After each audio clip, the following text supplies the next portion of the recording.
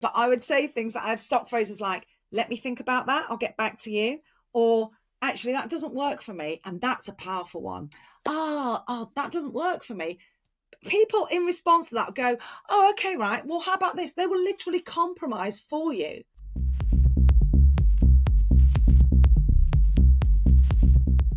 Jaz, I've seen you online call yourself a reformed people pleaser. And I think this is something that an awful lot of people suffer with. So I wanted to pick your brains. How did you stop being a people pleaser? And more importantly, how did it change your life? Oh my gosh, totally. People pleasing comes from a variety of areas. It could come from a feeling that you're not worthy or not good enough, which is a should story, or an oughts and shoulds, my mate calls it. From when you're growing up, you were constantly told your brother's a smart one, not you, you're creative or whatever. But you take on these layered stories and kind of your skin grows over the top, and then you don't even know it's there anymore. You just have these stories that you hold to be true. Like I always say, most of us upgrade our phones, but we don't upgrade the stories, and we're living with old stories the whole time. So that feeling of I've got to please people can come from because I'm not good enough. And that's what I started looking at. What's the because? Rather than my narrative was, well, I've got to do this. Well, I can't say that. Well, I must do that. I started adding because to the end.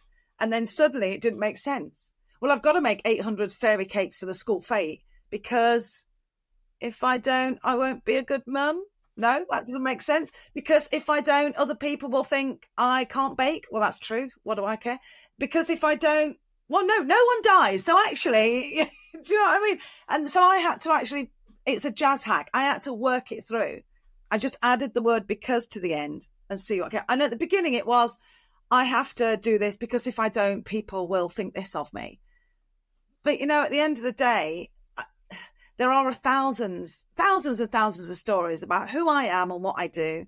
And I don't know, maybe 20% of them are accurate, but I can't concern myself with what everyone thinks of me. I walk into a room, they see, well, first of all, they're like, oh my God, Beyonce's turned up. But they see a woman, or they see someone who's brown, or they make all these assumptions, working class, my accent, they make all these assumptions. I can't be all of those things for those people. So I'm going to do me. And if you don't like it, other sausages are available. And I started taking on this. If I truly want to please people, then moving my boundaries all the time so that I have nothing left, I'm on the floor and I feel resentful, isn't ultimately pleasing anyone. It's because I end up being annoyed with them as well. So I really had to take the emotion out of it and try, which is hard for me because I'm a total feeler. But if I take the emotion out of it and try and make logical sense of stuff, and there is no sense. It's the same with imposter syndrome. Oh, I don't think I can do that. You don't think you can get on stage and speak after 3,000 keynotes and 3 Speaker of the Year awards? You don't think you're very good. I mean, it just doesn't make evidence and data outweighs your own thoughts and feelings. And I had to choose fact over feeling when it came to people pleasing. And the fact was I was running myself into the ground, feeling worse about myself, living by fear of what people might think of me if I did something different. And when I actually started not saying no, because I couldn't do it, but I would say things that I had stock phrases like, let me think about that, I'll get back to you. Or actually, that doesn't work for me. And that's a powerful one. That doesn't work for me. People in response to that go, oh, okay, right. Well, how about this? They will literally compromise for you. I was constantly amazed that people would make space for me because my idea was, no, I'm not good enough. People let me do it. So it's been a journey, but it's, and I still feel it. It's not that I don't feel it. And I'm not some megalomaniac. I don't care how you feel. I don't want to be that person, but I turn the volume down on it because if you're a people pleaser, you are letting fear drive your bus.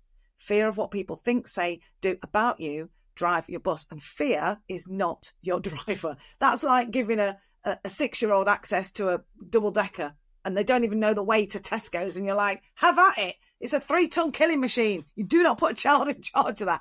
So I'm just constantly trying to add the because on the end. And then I know when it doesn't make sense, I'm like, right, let's make a logical decision. Are we going to continue in this vein? Everything you said there makes absolute perfect sense. But was it an easy process? Was it something that's taken an awful lot of time? And following up from that, once you begin to say, oh, that doesn't work for me, are you almost kind of building up the positive reinforcement that you can do this in small increments? That's good. That's a good point. I think maybe, but it doesn't work for me. Or let me think about it is another way of me saying, I don't want to do this, but I can't think of a reason right now. I'll come back to you, because I found it hard to say no. It was so embedded in me saying no.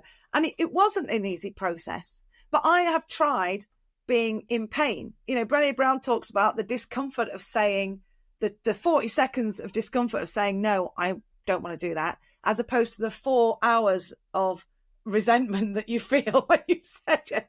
So it's weighing up. No, it wasn't easy. And I think I got tired of being tired, especially when I only had myself to blame. So I would get cross at people for asking me to do something, and I'd say yes to it, and then I'd have to do it, and I'd be annoyed, but I'd be annoyed at them. Well, how am I annoyed at that? They asked, if you didn't want to do it, you couldn't do it. You should have said at the time. So it took a lot of resentment directed at other people and then towards myself before I changed. But also it's going through stages, because I would say things like, oh my God, why did you say yes? You're so stupid. Why do you keep saying yes? Just because you want everyone to like you. Some people don't like you. Get used to it. But that is not how I speak to my children. That is not how I speak to my friends. That's the special little critical voice I say for myself. You're fat, you're old, you're going grey. My little pep talk that I give myself in the morning. So I started trying to change that as well into, what would be great is if you could stay in alignment with your values and live in alignment with your values. And every time you say yes to something that makes you cross a boundary of yourself, you are living outside your own integrity. And how long can you do that, Jaz? Because your whole job, your whole life, everything you stand for requires you to live inside your own integrity. So you're giving a lot away. And then the other thing I do is I had a list on my computer. This is in the early days. I had a list on my computer of all the things that are important to me, like 5 things that are important to me.